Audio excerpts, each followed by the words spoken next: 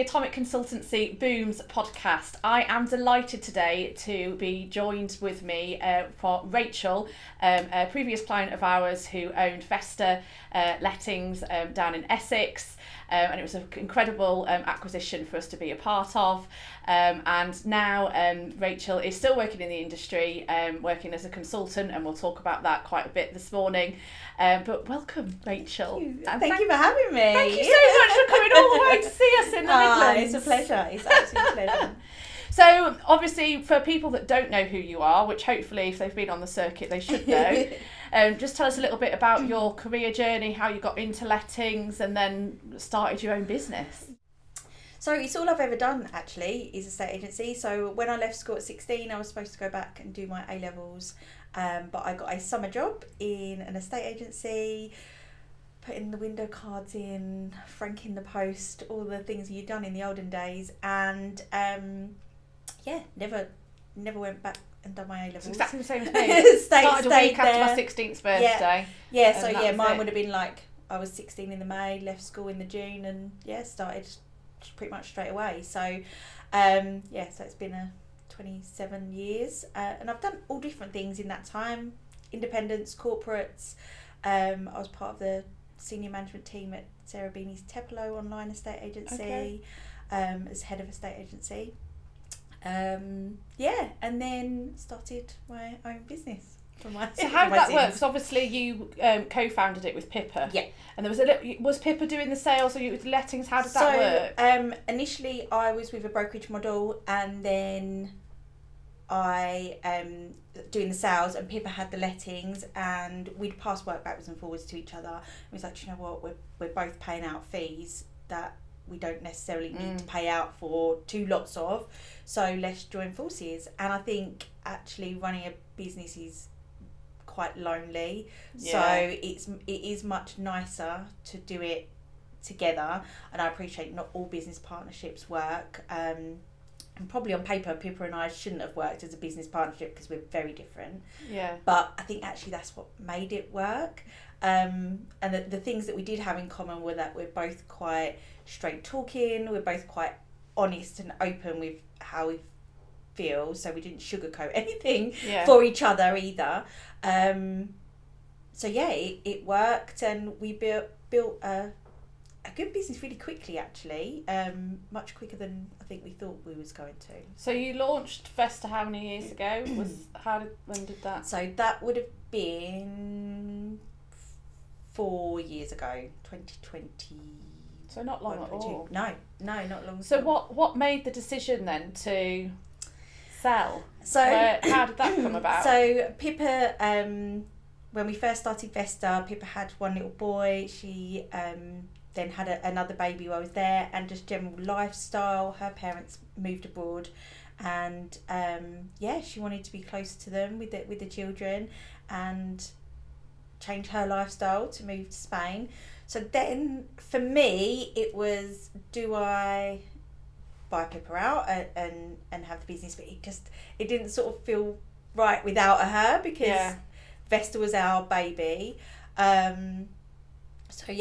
We got in touch with you guys. I mean, it was literally just a thought. First of all, we thought we'll speak to you. We had no clue what a business. How did you hear about us? I don't know. I think it was just generally through Women in Estate Agency, through your social media presence and things, and just generally. I'm not really on social media. I think just general industry. Being in the industry.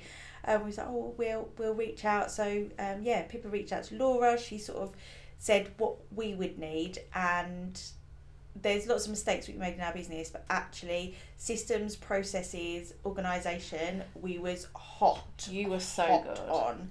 So the figures and things that Laura needed to sort of give us a rough idea of what the business would be worth, we had there ready to go. And everything then happened really, really quickly. It did happen quite quickly. Really quickly. And I think, how many offers did we get on your business? I think we met with 6 people, and we had 5 out of the 6 people come back, and then 3 like real contenders in terms of, obviously they were standout better offers, for us, and I know obviously we had absolutely no idea how it worked in terms of money that we got up front or later on down the line, and you guys negotiated all that for us, so we got paid our full money up front. There was no delayed fees or costs, and yeah, it the whole acquisition, like the whole process, yeah, it was quick and easy. And for us, you sort of explained, obviously they can just buy the book or the actual business itself, and the differences from that side of things, and it was much easier than I thought. One of the things that we do see is for being able to generate that much interest is if the business is really well presented, and I think you don't give yourself enough credit, but you guys did have really accurate figures. It was all broken down. You knew exactly what your managed commission was, what only ancillary. You know, all of your contracts were, you know, all in one place. All the system, you use the system, because a lot of people, they've got great CRM systems but they don't use it properly or effectively, and I think for business owners, obviously you've still staying in the industry but doing something different now, and a lot of people we are seeing aren't at retirement age, and wanting to do something different, and I think it is important that it's got to be a decision for both business partners or you've only got one shot in maximising the value of your business, and I think for you timed it well, but I think you planned without probably realising, because of the background that you've got and working in corporates and things, you know what the structure needs to be and what management information is needed, and then that obviously then it sparks far more interest, because if a buyer can see that, oh right, okay, they've got 150 managed properties and that's generating X amount of turnover, and then they can see that, okay, that matches up with the statutory accounts as well as the management accounts, and we've got a breakdown of the portfolio by postcode, like we even go down to that kind of granular level.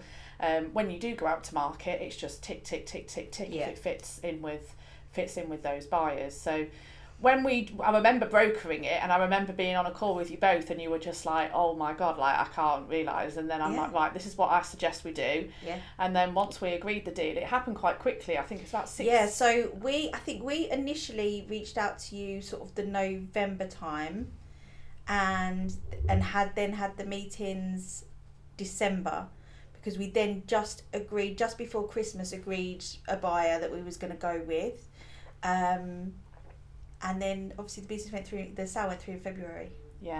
So we literally from November, and November was just reaching out to you and saying, like, so it's literally a year ago. This time last year we was reaching out, and we started those conversations with Laura, and Pippa didn't actually move to Spain until September this year, but we got in touch with you in November because we thought it's bound to take that time. Hopefully it will go through. She was always going to move sort of September time this year. We was like, hopefully it will go through, but obviously it went through by February. So she had some downtime in the UK as well. She thought it was going to be a case of bang, the business is gone and then she'd be in Spain, but no. I think a lot of people don't realise, and we do, people get shocked when I speak to them, and they say, how long does it take? But if you've got everything ready and we've packaged it up, we do a 4-week marketing campaign, and then invite offers to a set date, and then once the deal's agreed, really it's about 8 weeks. It should be 8 to 12 weeks if everything's in order. So really it should be the whole start, per average is about 4 months. We used your recommended solicitor as well. She was amazing, and we just couldn't have asked for better, because we didn't know, it was taken out of our hands. And I think being an estate agent that buys and sells properties all the time, you think you probably know a lot of the process, even down to, I remember saying to Brick the solicitor, like, so do you have an exchange date and then a completion date? She was like, no. I was like, okay, because you think it's going to work the same as a property, and you know property buying and selling inside out, so you think you sort of know what the process is going to be, but it's completely different with the business. And I think probably people underestimate that side of things. They think they're going to know a bit more than they do when they get well, to you're that point. signing up to a purchase agreement that if you've never sold a business before, understanding what an indemnity is compared to a warranty, and then you've got the disclosures, and sometimes solicitors can speak to you in their language, and sometimes we don't, people don't understand them. So I think working with a solicitor that not only knows their stuff but can also explain it to you in layman terms. Yeah. And obviously then with the solicitor that you use, we've done loads of transactions for years with them. So, again, us having a good relationship, if there is a difficult conversation or there's a point in the purchase agreement that is being pushed back and forth between solicitors, we can then intercept and just go, no, we need to find a middle ground here. Yeah, we had somebody approach us that we knew in the industry to buy the business, and I'm so pleased that we didn't go down that route now, because we would have been completely lost without you guys and the solicitor and the guidance that we had there. If we had have done it ourselves with somebody that we know, I don't know how that would have even. No, I find it, but I mean, it's like you would never sell your house without. You would never sell a house direct. You'd need an estate agent to sell your house. And we see so many business owners that are estate agents, and they'll go direct to a main buyer that does it all the time. And they'll then use the solicitor that they've known down the road, and they're just completely exposed, and also not selling for probably what it's worth. So you don't have to just use. There's lots of different brokers that can work with you. Clearly, I think we're the best, but obviously. But amazing. Bearing in mind, we are selling only estate agents and letting agents, and that you're sitting in people's homes all the time saying the benefits of using an agent, and so then when you come to sell to not use an agent, I just think you're crazy. It's crazy. No, I would always recommend. Yeah. Obviously you guys, but using a broker, because we definitely couldn't have done it without you. Yeah. When you went through the selling process, was there anything that you think you would have done differently, or you were surprised at when you were going through it? I think other than the fact that it was so quick, I think that was the biggest surprise, is that it happened so quickly. Again, I think as an estate agent, you're used to house sales that can take months and months and months and months. But it didn't. Like I say, we thought it would be at least 6-9 months before it all went through. But we didn't really know what to expect. I think that was the biggest thing, and it was great for you. Got sort of your team done really well in the next step as well, because rather than overwhelm us with this is everything that you're gonna need in the next couple of months, it was like, next we need this, next this is going to happen, next that's going to happen. And I think that really helped us. Obviously we was a small business, there's only Pippa and I, and then a small team of sort of admin and VAs, so it wasn't there wasn't lots of us to be sort of gathering around it and getting things together. So for us, I think the speed of it was really, really surprised us, and just I guess how different it was to selling a house opposed to selling a business.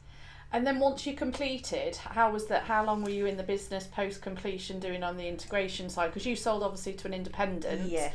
So sometimes that does work slightly differently. So how long were you? So not very long at all, actually. It's really strange, because I think probably when you do speak to people after they've sold their business, you can go one of two ways, and Pippa and I went completely different ways. She had a newfound freedom. She was in the gym. She was obviously got little children, so she was spending time with the kids and loved that side of it. And I was to the buyers like, do you need me? Is there anything I can do? Please say you need me. Yeah, it is hard. I really struggled. Did you? I really, really struggled. So my children are older, sort of young adults and teenagers, and so I've always worked, so they're used to taking a night each to do dinner, and they're used to being self-sufficient as such. So they do their own washing, they change their. I was like, okay, there's nothing for me to do at home, and there's nothing for me to do at work. I don't have work anymore. my little sausage dog was like, please don't take me for another walk. My little legs can't cope with this.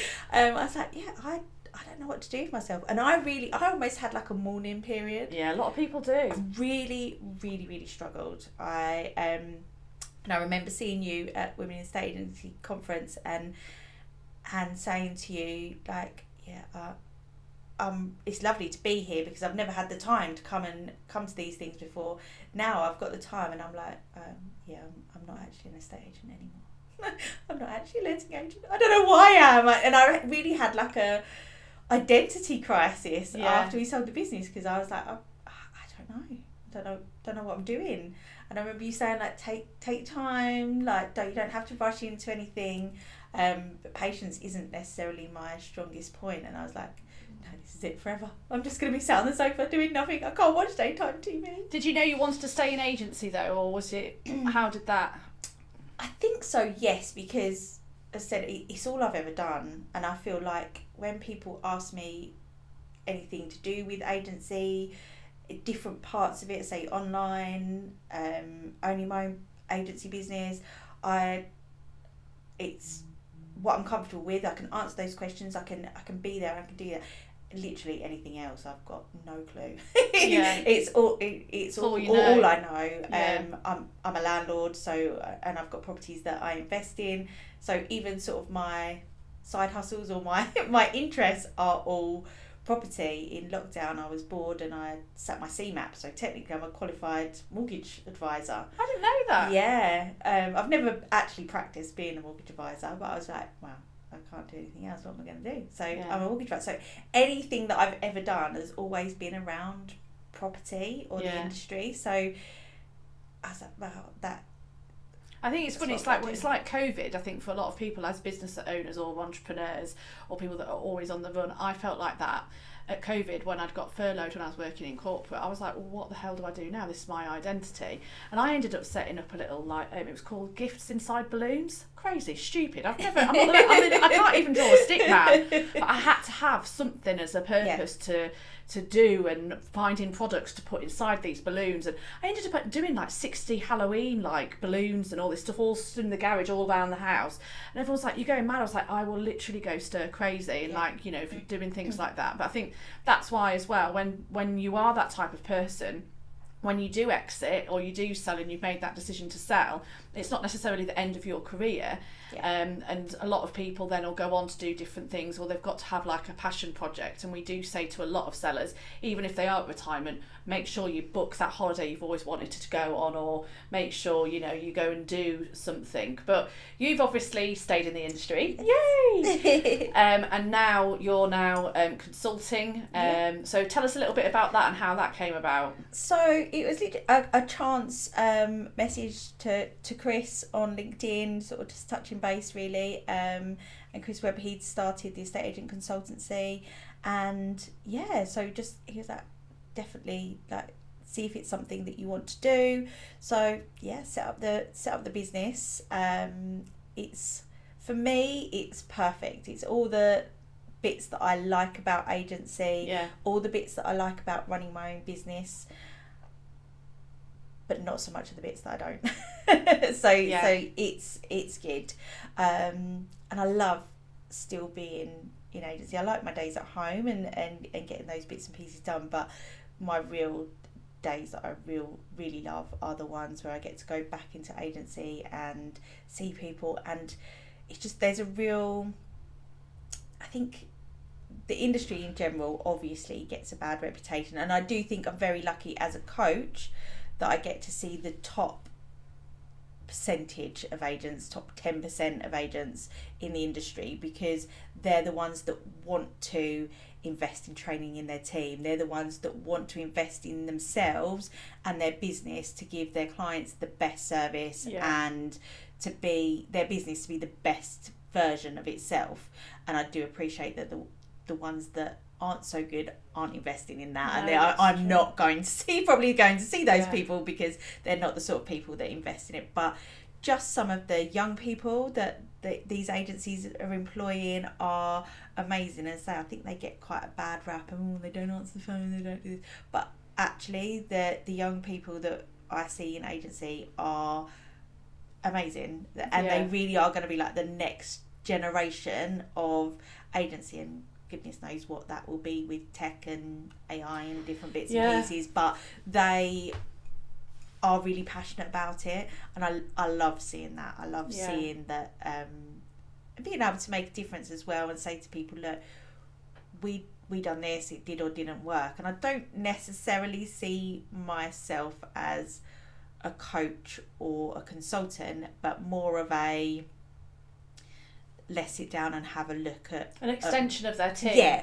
absolutely. And if whether I'm spending a day with somebody or we work together each month, I'm always on the end of the phone. So if they want to WhatsApp me and say, do you know what, this has happened today and I just need to get it out of my head, do it. Yeah. Because I 100% understand that feeling. And you've probably been there. You've been there that. And you've done that. And I think that's why, there are consultants that have that do things and they've never really walked in those shoes, and it's difficult to, even I was a buyer for 10 years.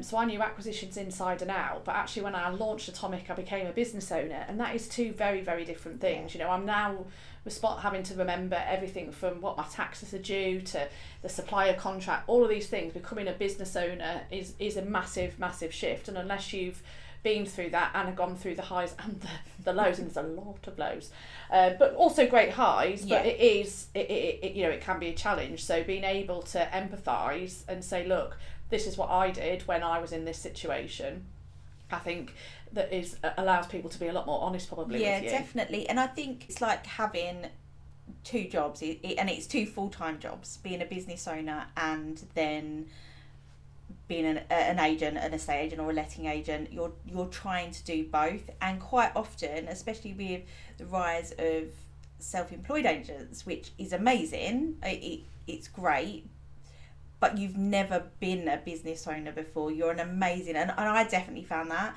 I knew how to be an estate agent, I knew how to be a letting agent inside out, and I'd managed teams and I'd managed people, but when it's your own business, it's completely different. It's completely different. Everything from like the financial side of things, your social media, your SEO, that isn't me. Yeah. I can speak to people, I can go and sit in people's living rooms. I like to understand what they want out of their out of their sale, out of their... I'm 100% a people person and not a tech person whatsoever. No. So it's a completely different one. I think having the right team around you, the right... everything in place. And if you own the business on your own as well, so I was very lucky to have Pippa, we would voice note and send each other messages in the evening. All those things that are going round and round your head, you can get them off your chest and somebody else knows how you're feeling. And there'd be some days that she needed to just get it off and blow it out, and I was the voice of calm and reason, and other days when it was the other way round.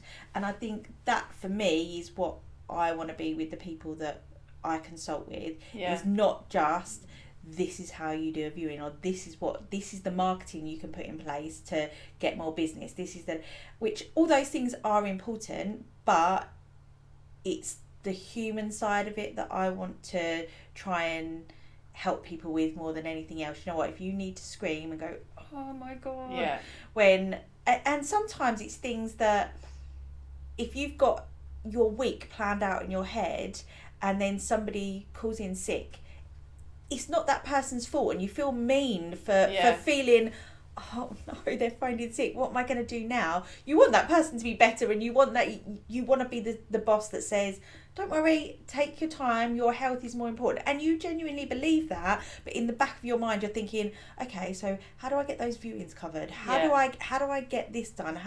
I'm now a man down for the next few days, what's going to happen? And just... you almost fight yourself on that, because the person you want to be and the person you need to be practically are two different people.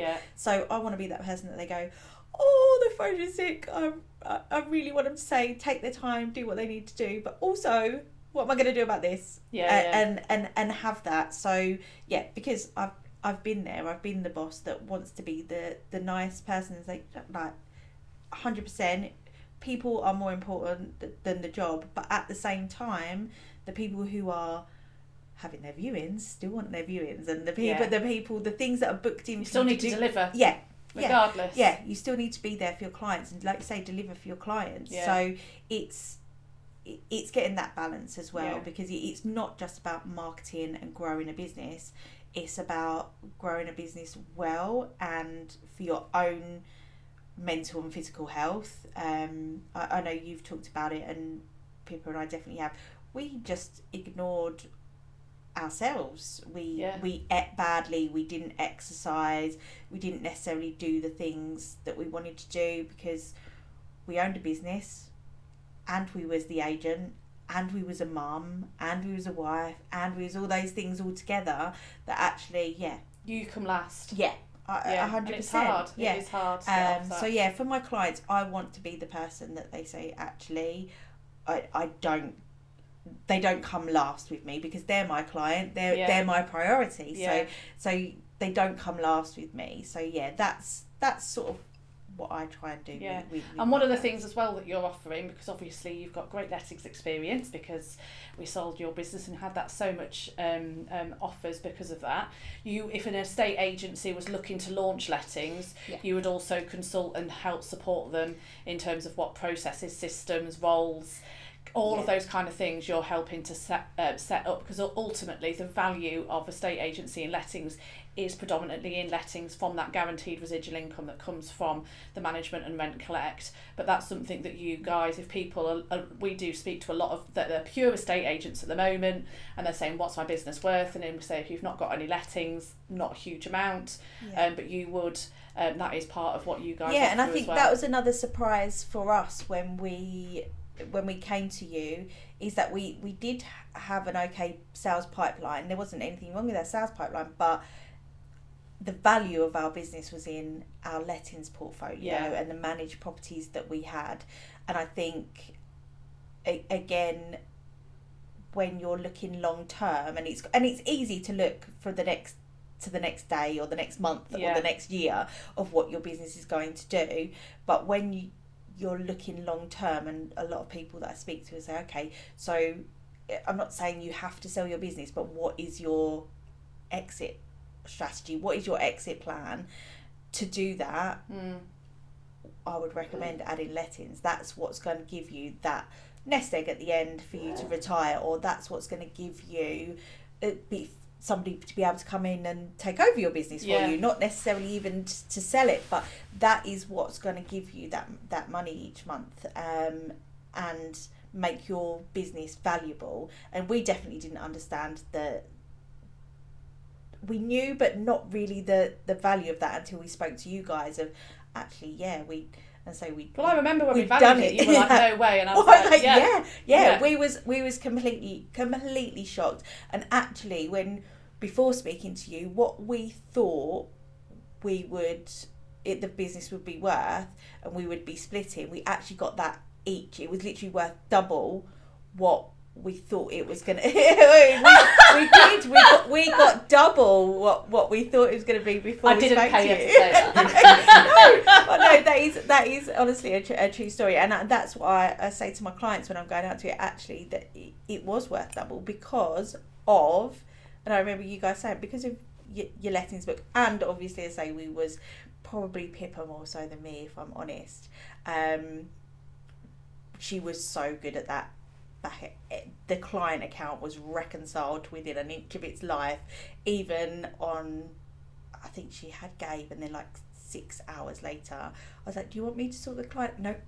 Yeah, that's like me and Laura, we're very completely different. She sorted out the client account to with it, literally every penny, every single day, everything was always there and bang on. And our processes, I like the process side of it for people, so actually writing those processes, we had all those in place, and that's what I try and do with my clients from the beginning. So it's easy at the beginning to say, okay, I don't necessarily need that, and you don't when it's just you doing it, or you're a one-man band and you've not got a team, you don't necessarily need those processes in place, but having them makes it so much easier. Well, once you grow as well, you've got the foundations then, haven't you? So. And every single process within our business had instructions, it had a video, it had a checklist, so we could literally, obviously lots of people employ VAs and things, you could literally just give them the processes and say, there you go, that's how you do that job,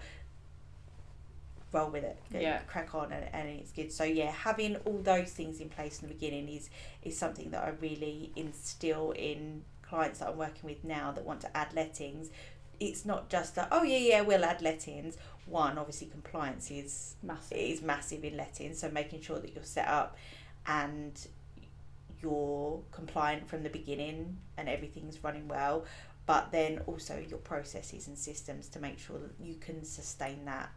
Because adding lettings doesn't have to be a headache. Yes, there's lots involved, but if you've got everything, once you're all set up, actually it can run really, if you set it up well, it can run really smoothly. But setting it up from the start is important.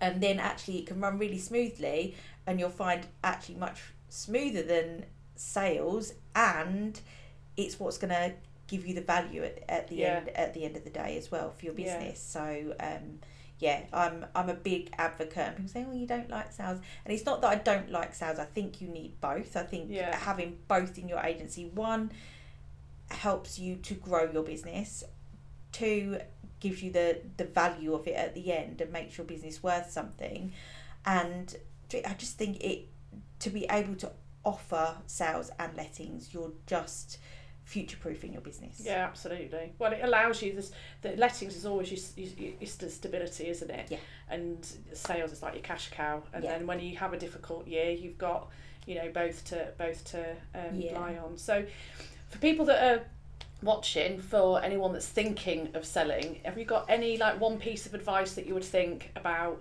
imparting your knowledge for people that are thinking potentially about selling and what to do?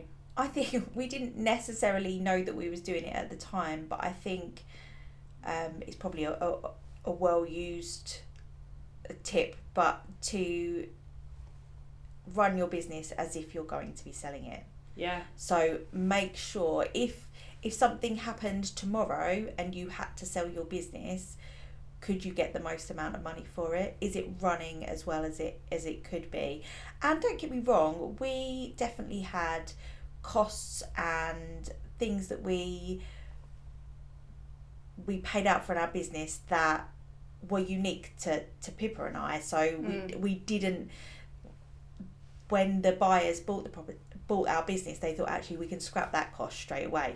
Because we won't need that, because although they were an independent, they were definitely bigger than we were, just the two of us, and as I say, and a few admin staff. They've got a couple of different branches, so there was costs and things that they didn't have, and things that they already had in place. So things like paper op, they already had paper op, so they didn't need our subscription as well. They could just bolt that on to what they already had. So it was, but you could clearly see what our outgoings were each month. So it's not necessarily just about the income in, it's the outgoing as well. And just being able to clearly see everything, clearly see your processes, clearly see your CRM system, and clearly see your finances, so you at a glance can understand where your business is at, which is going to help you grow if you're not looking to sell, but is also going to mean that if tomorrow you do need to sell your business for whatever reason,